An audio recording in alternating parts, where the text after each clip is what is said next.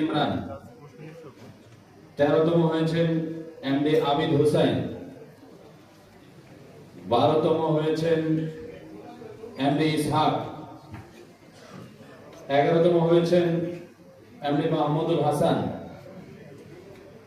10তম হয়েছেন তানবীর হাসান। 10তম হয়েছেন তানবীর হাসান। 9ম হয়েছেন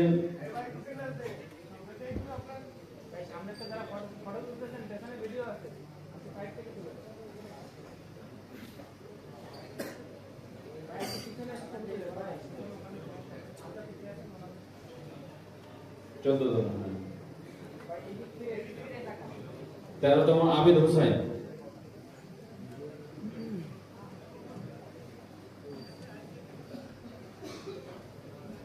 12তম এমডি ইসহাক। 11তম মাহমুদুল হাসান। 10ম হয়েছেন অপূর্ব খান, না সরি তানবীর হাসান। 10ম তানবীর হাসান। 10ম তানবীর হাসান।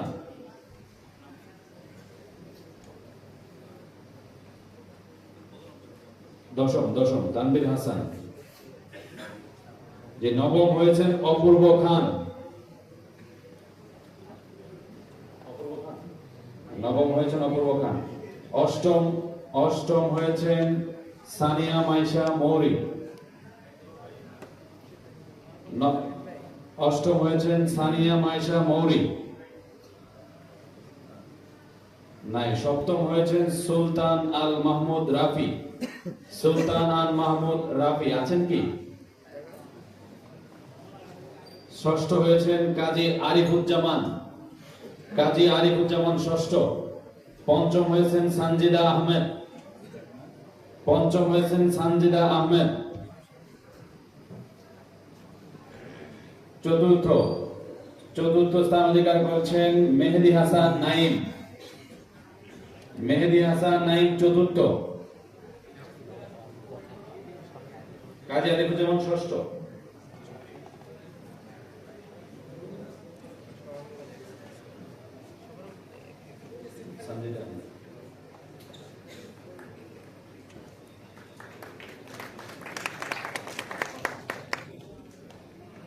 যে 5ম সানজিদা আহমেদ। 4র্থ হয়েছেন মেহেদী হাসান নাইম। মেহেদী হাসান নাইম 3য় স্থান। 3য় স্থান অধিকার করেছেন মাহবুব আলম ফয়েজ। 3য় স্থান মাহবুব আলম ফয়েজ আছেন কি? যে মাহবুব আলম ফয়েজকে 3য় স্থান অধিকারের পুরস্কার গ্রহণ করার জন্য অনুরোধ করছি। এবারে 2য় স্থান। 2য় স্থান অধিকার করেছেন ডক্টর আব্দুল মান্নান ফটোগ্রাফি চ্যালেঞ্জে। 2য় স্থান অধিকার করেছেন জাহিদুল ইসলাম সালমান। জাহিদুল ইসলাম সালমান 2য় স্থানের পুরস্কার গ্রহণ করছেন মাহবুব আলম ফয়েজ। এর পরবর্তীতে 2য় স্থানের পুরস্কার গ্রহণ করছেন জাহিদুল ইসলাম সালমান। আমরা একটু হাততালি দিয়ে স্বাগত জানাই।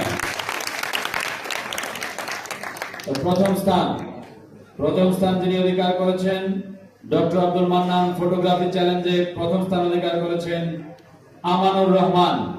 আমানুর রহমানকে পুরস্কার গ্রহণ করার জন্য অনুরোধ করছি।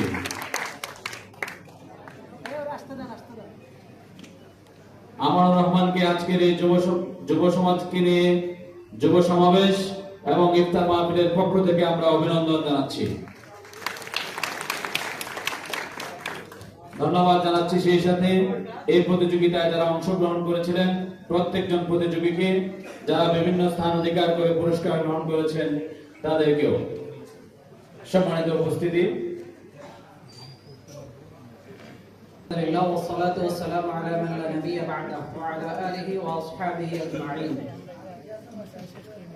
যেহেতু ইফতারের পূর্ব মুহূর্ত, এখানে আমাদের বেশি বক্তব্য নেই, তবে আমরা যারা ইসলামকে ধারণ করি আলহামদুলিল্লাহ, আল্লাহ রাব্বুল আলামিন কোরআনে মাজিদে ইরশাদ করেন শাহরু রমাদানাল্লাযী উনজিলা ফীহিল কুরআন।